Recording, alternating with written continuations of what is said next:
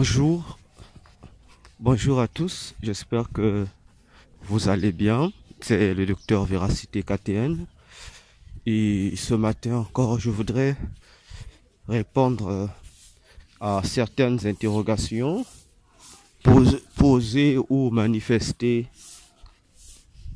dans les cœurs de plusieurs bien-aimés qui ont suivi mon enseignement sur Jacob, ses femmes, ses 4 femmes et ses 12 enfants, que j'ai aussi dit qui étaient ou qui prophétisent également la personne de Jésus, Jacob prophétisant aussi la personne de Jésus, les 4 femmes de Jacob prophétisant les 4 évangiles et les 12 fils de Jacob prophétisant les 12 disciples, sinon apôtres de Jésus.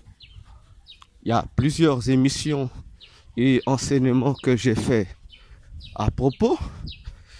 Alors, la dernière émission que j'ai faite à propos se trouve sur ma chaîne ici YouTube, dans l'étude Le chrétien face à 2024, les messages codés de 2000, les messages codés dans 2024. Dans l'une des parties de cette émission, j'ai expliqué là la même chose, même en profondeur et en détail, et avec des preuves bibliques à l'appui. Alors, parmi tant d'interrogations ou des questions qui m'ont été posées surgissant des cœurs de plusieurs parmi vous qui me suivent de partout, alors la question qui m'a été posée est celle-ci. Docteur, vous dites que plutôt vous dites Jacob avait 4 femmes. Or, parmi ces 4 femmes, il y a eu 2 qui étaient mariées et les 2 autres n'étaient pas mariées. Et si les 4 femmes de Jacob nous prophétisent les 4 évangiles, comment donc pouvez-vous nous expliquer ce fait qu'il y ait 2 femmes mariées et 2 femmes non mariées? Est-ce que ça correspond aux 4 évangiles? Voilà la préoccupation qui a été donnée. Et en tant que docteur Véracité KTN, je vais répondre de manière excitée à cette belle question vertigineuse. Alors, nous devons savoir une chose. Lorsque nous disons que Jacob avait 4 femmes plutôt, attention, nous utilisons ici un langage symbolique ou figuratif, parce que Jacob n'a eu que 2 femmes.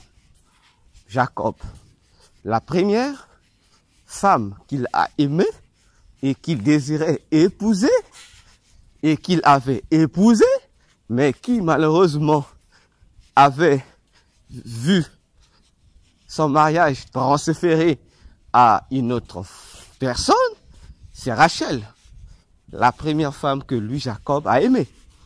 Malheureusement, nous connaissons l'histoire. Lorsque Jacob vint épouser Rachel, croyant que c'est Rachel qui était la cadette, la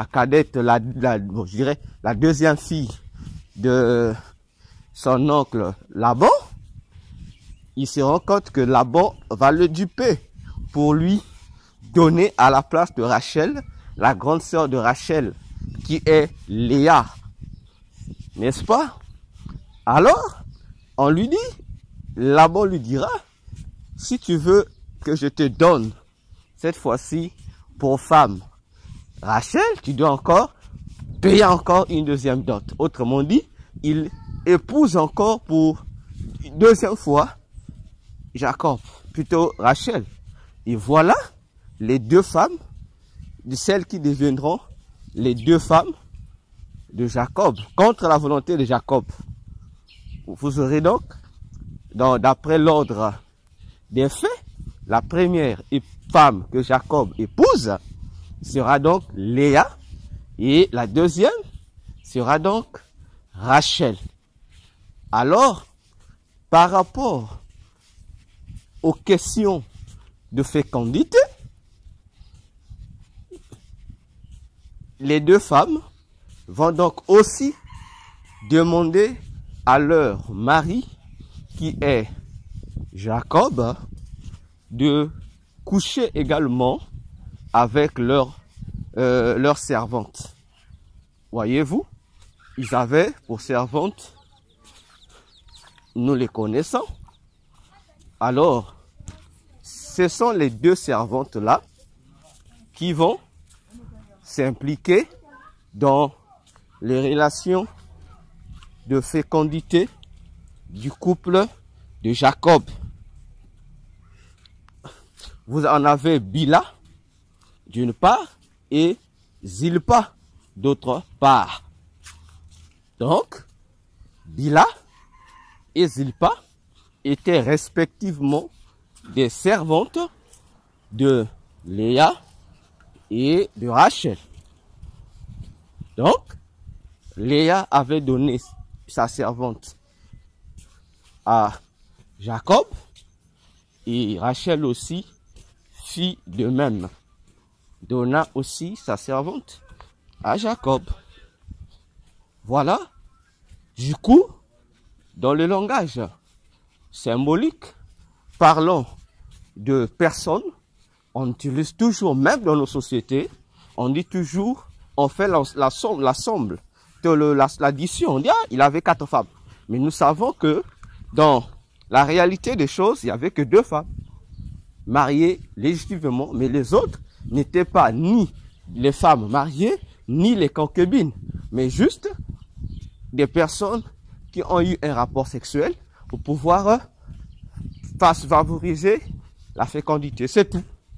Alors, si Jacob nous prophétise Jésus et les 4 femmes, les 4 évangiles de la Bible, comment donc concilier cet état de 2 femmes mariées et de 2 femmes non mariées, les 4 appartenant, disons, bon, on va utiliser le mot appartenance pour mieux cerner le problème, appartenant à Jacob.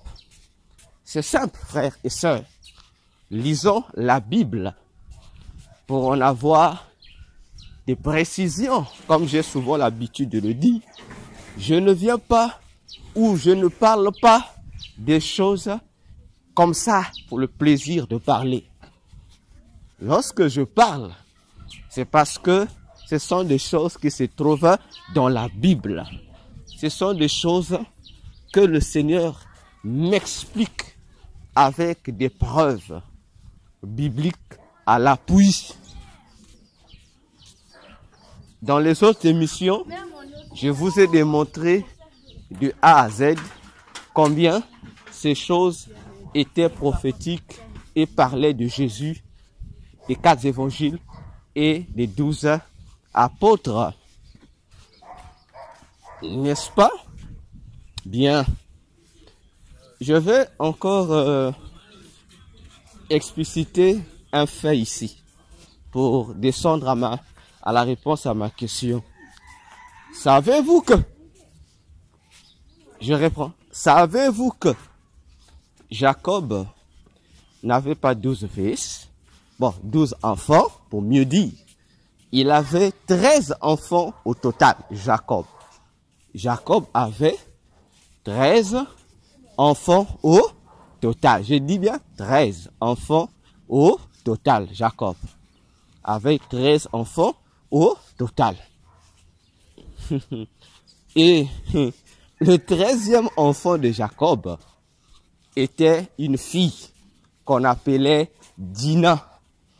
Donc, Dina était le dernier enfant de Jacob, sa fille. Donc, Jacob a eu 12 fils, plus leur cadette qui est une fille. Pour ceux qui connaissent l'histoire, vous allez vous rendre compte que Dina la 13e, le 13e fils, bon, le 13e enfant de Jacob sera écarté ou exclu dans la lignée des enfants de Jacob par rapport à un fait. Quel est le fait? Le fait c'est que elle sera violée, perdant sa virginité par l'enfant du roi de Shichem. Ainsi, bien aimé, il y a eu pour les autres enfants de Jacob, ils ont qualifié cela d'être un blasphème, une abomination, qui fait que un incirconcis a eu à toucher à leur sœur. D'où il était, après les pourparlers, il fallait donc que le parent épouse, le roi de Shichem puisse épouser pour son fils la fille de Jacob. Et voilà comment, c'est en l'épousant, la fille est restée là-bas avec ce peuple païen-là. Et c'est ce qui fait que elle soit exclue dans cette lignée-là, qu'on ne nous parle que de 12 enfants, parce que la contraction maritale à cette époque entre les peuples, les enfants de Jacob et les païens, en tout cas pour les enfants de Jacob, c'est quelque chose qui était considéré comme une violation de l'alliance avec Dieu. Donc ils ne voulaient pas épouser les incirconcis, que leurs filles épousent les incirconcis, ou que eux-mêmes puissent épouser des filles des incirconcis. Voyez-vous? Donc, le mariage entre la fille de Jacob et le prince de Shichem était une alliance considérée comme abominable aux yeux de leur Dieu. Le 13e enfant. Mais attendez, si vous regardez l'histoire des apôtres, vous allez voir que les apôtres, parmi les apôtres, il y avait un apôtre qui sera exclu également. Et l'apôtre qui était exclu, c'est le dernier apôtre. Tout comme le dernier enfant de Jacob a été exclu, celui qui sera exclu durant, c'est le dernier apôtre. Et le dernier apôtre, c'était Judas Iscariote. Pourquoi Judas Iscariote a-t-il été exclu?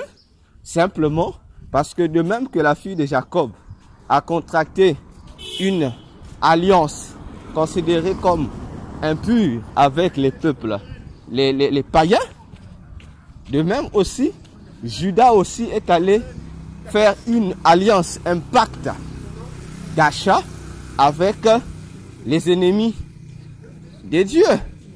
Et à cause de cet acte-là, il fait exclu. N'est-ce pas? Et en l'excluant, on a remplacé.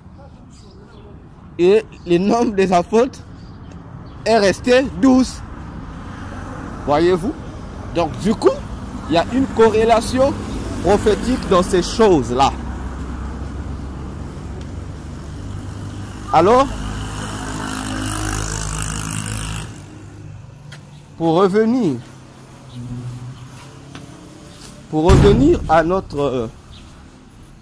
notre question, force est de savoir une chose, c'est que les deux femmes mariées de Jacob et les deux autres femmes non mariées sont bel et bien toujours les 4 évangiles de la Bible. Comment? Remarquez que nous avons Matthieu, nous avons Marc, nous avons Luc et nous avons par la suite Jean. Mais de même que il y a eu 2 femmes seulement mariées parmi les 4. On a la grande sœur d'abord, Léa. Par la suite, on a la cadette qui est Rachel. Mais rappelez-vous, vous allez voir que dans les évangiles, dans les 4 évangiles, il y a 2 disciples qui ont été des disciples directs de Jésus, ceux qui ont été avec Jésus, et 2 disciples qui n'ont jamais été avec Jésus. Vous comprenez? Je reprends. Il y a eu 2 disciples dans les 4 évangiles qui ont été des disciples directs de Jésus, confirmés qui appartenaient à Jésus, parce que eux, ils avaient une relation particulière avec Jésus, ils vivaient avec Jésus, ils dormaient avec lui, ils faisaient tout avec Jésus, et 2 disciples qui n'ont jamais vécu avec Jésus, qui sont venus après, qui n'ont pas eu de relation intime particulière avec Jésus. Voyez-vous? Et les 2 disciples qui ont eu une relation directe avec Jésus, nous les connaissons. Il s'agit, le premier, qu'on peut considérer comme Léa, c'est Jean, l'apôtre Jean. Et le deuxième disciple, qu'on peut considérer comme la cadette, Rachel, c'est Matthieu. C'est pourquoi si vous regardez dans l'ordre de l'appel des disciples, entre Matthieu et Jean, celui qui a été appelé en premier, c'est Jean. Parce que Jean fait partie des 4 premiers disciples de Jésus. Ah oui, après, vous allez remarquer cela, ce sont les 4 premiers disciples de Jésus. Et Matthieu viendra après Jean. Vous voyez que c'est une concordance. De même que Léa fut mariée avant Rachel, la cadette, de même aussi Jean a été disciple avant l'arrivée de Matthieu. Et à côté de ces 2 disciples, il y a 2 disciples plutôt, qui n'ont pas joui de cette relation particulière. Tout comme avec Jacob, on avait les 2 servantes, Bila et Zilpa. Tout comme aussi dans les 4 évangiles, vous avez 2 disciples qui n'ont pas eu une relation particulière avec Jésus, comme l'ont eu Jean et Matthieu. Ce sont Marc et Luc. Eux, ils sont venus après que Jésus soit retourné au ciel. Voyez cette concordance prophétique. Donc, attention avec la Bible. Pour dire, avant de venir, comme je l'ai toujours dit haut et fort, contredire le docteur Véracité que je suis, j'ai toujours demandé aux gens, prends le soin de bien lire la Bible et de bien interroger le Seigneur. Ne te précipite pas d'ouvrir ta bouche pour dire au docteur Véracité que je suis, ce que tu enseignes est faux. Parce que la Bible dira dans Proverbe, je crois Proverbe 30, que la parole de Dieu est éprouvée. Fais attention de peur qu'elle démontre que tu es un menteur. Voyez-vous? Donc, nous devrions faire énormément attention aux choses de la parole, aux enseignements que nous vous donnons. Voyez-vous? Et c'est normal. Car la Bible nous déclare que nous devions examiner comme les chrétiens de Béret ce qu'on nous enseigne pour voir si c'est conforme à la parole du Seigneur. Voyez-vous? Donc voilà la réponse que j'allais donner à cette question vertigineuse. Que le Seigneur vous bénisse. Partagez la vidéo pour informer les autres qu'ils aient la connaissance, pour ne pas être également emportés par tout vent de doctrine. Merci pour votre attention. À nous retrouver dans la prochaine émission. Que le Seigneur Jésus-Christ vous bénisse.